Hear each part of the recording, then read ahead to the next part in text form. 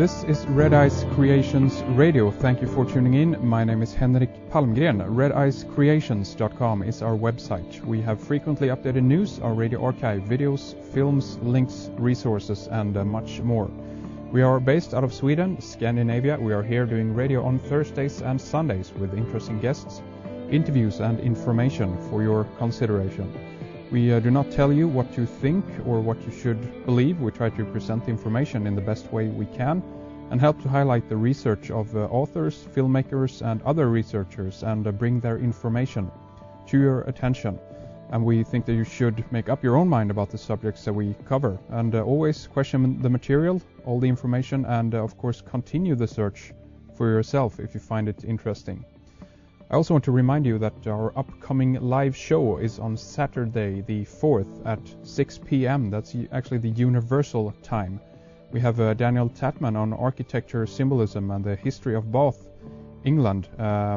Very interesting topic with Daniel Tatman. And go to our website, redeyescreations.com, click on the Red Eyes Live banner, and from there you'll be able to see the different time zones depending on where you are in the world. So you can tune in live this coming Saturday. Don't miss it. Very exciting stuff. Okay, today we have Hugh Newman with us. We are going to talk about megaliths, ley line, earth energies, and much more. He's a earth mysteries and esoteric science researcher. He's the author of Earth Grids, the secret pattern of Gaia's sacred sites. He organizes the Megalithomania conferences. He co-edits Avalon Rising magazine and is the Earth Energies and Divinatory Arts area coordinator for the Big Green Gathering. Two of his main websites to check out is woodenbooks.com for his latest book and also megalithomania.co.uk for the conference. He has also researched the indigo child phenomena firsthand and published a book on the subject. He's spoken at conferences in the UK, Malta, and South America. And he's an honorary member of the Antiquarian Society. And we have a few more websites that we want to give out later on, so you can continue to dig into some of the work of Hugh. So with that, thank you very much for coming on. Nice to have you on the program, Hugh. Thank you very much for inviting me. Brilliant. I want to begin and just talk briefly a little bit about your background for people that are not familiar with you or your work. So tell us just about some of the areas that you've been going into and for how long you've been researching this stuff. One of the first more esoteric things I got into was researching the indigo children or the psychic children, which I also got a book published about that last year as well. It was really, from Drunvalo Melchizedek's work that triggered that area of research. And eventually I went to this conference in Hawaii, the Psychic Children Speak to the World conference, and met up with some of them there and got completely blown away by what was going on. They showed me stuff about the Earth grid and about how ceremonies on it can influence certain things, and et cetera, and it kind of triggered a whole area of research. Quite a little while before that, I read a book called The Sun and the Serpent by Hamish Miller and Paul Broadhurst, which put a whole new perspective into the nature of landscapes and history and about how energies and ley lines and so forth move around the planet. And eventually this culminated in a huge amount of research I did for this book about Earth Grids, which has recently come out on Wooden Books. But also, along with the Psychic Kids research, I studied nutrition quite deeply, naturopathic nutrition, and learnt a lot about how our children and adults really are being affected by the lack of minerals and lack of nutrition in the food supply, and I'll present about that as well. But that's recently actually come together into my latest megalithic research, which links how ancient sites were used as like fertility generators and could enhance seeds and agriculture, and also how rock dust was used, which is the same type of rock as the megaliths, to put on the land and help grow food and remineralize the food supply. So all these sort of ancient sciences are kind of linking up, with nutrition and with the fairly new science of understanding earth energies. So there's a whole load of stuff that I'm into, really.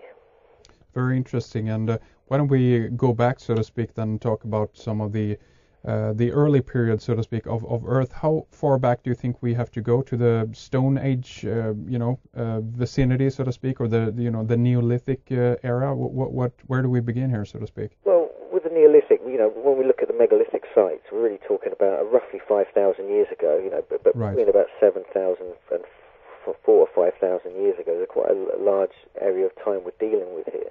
But what discoveries that are being made recently is that the dates seem to be going further and further back. There's lots of sites around the world. The Bekli Tepe, for example, has been discovered in Turkey, is over 9,000 years old. There's talk about these pyramids in Bosnia. Now, they're extremely old, possibly going even older than that. Baalbek in Turkey, in the Lebanon as well. The huge megaliths there, and various researchers like Anthony Avini, who are archaeoastronomers, who are dating places like Tiwanaku in Bolivia back to 17,000 years. So there's lots of debate about the age of these sites, but what we're finding is that it seems to be that the sort of known older sites seem to be the more sophisticated, sort of carried the higher wisdom, as though it kind of came from somewhere else, and it appeared in its sort of present, quite high status form. And we get the same thing even with Egypt and the legends of Osiris. And this when we start going further back, it's harder to find, harder to prove things, either through carbon dating. But one of the best ways really is to look at the old myths and legends from all around the world, and there seems to be talk of this sort of higher culture. Some people like to call it Atlantis and so forth, but we don't know about Atlantis. It hasn't been found yet, so we can't prove that.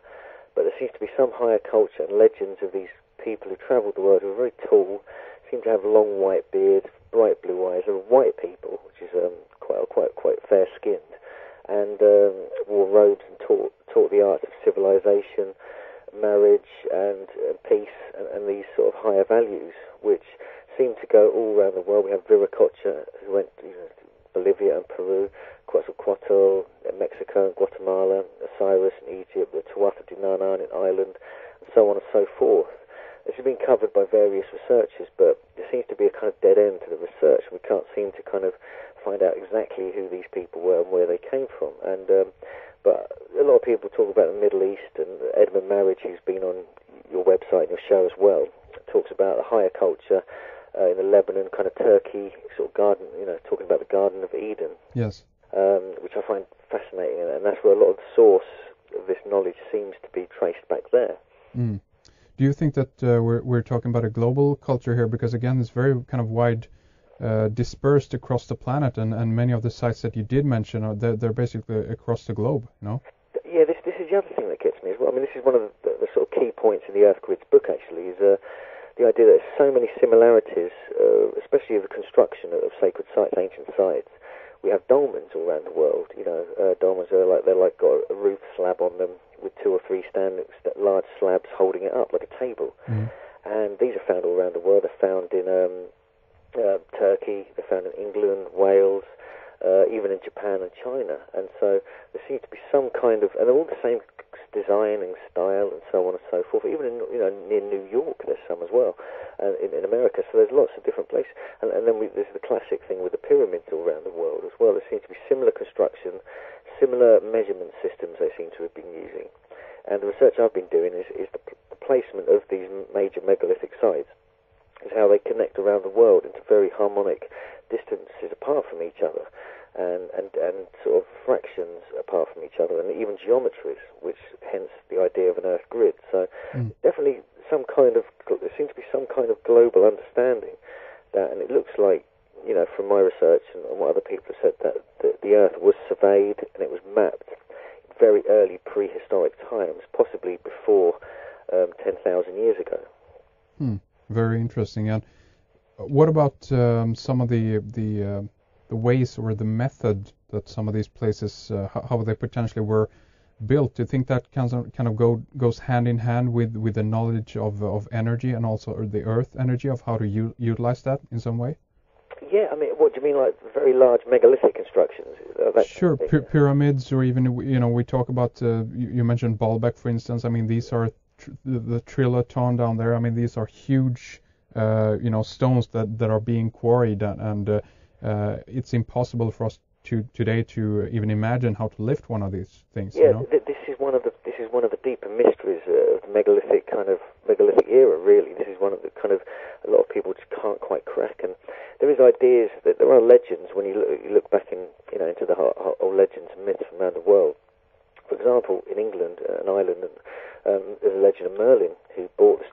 Ireland and Wales to build Stonehenge, and he levitated them and he pushed them along effortlessly, as though they were floating. In South America, in Peru and Bolivia, we have the legend of Viracocha, or Kon-Tiki Viracocha, depending on which source you're looking at. And again, the stories there, and this is from some of the stories received from David Hatcher Childress, actually, one of his remarkable books about South America, and how they would summon lightning, and this would create a sort of energy which would enable the stones to be lifted. So they seem to have something to do, with electromagnetic kind of control.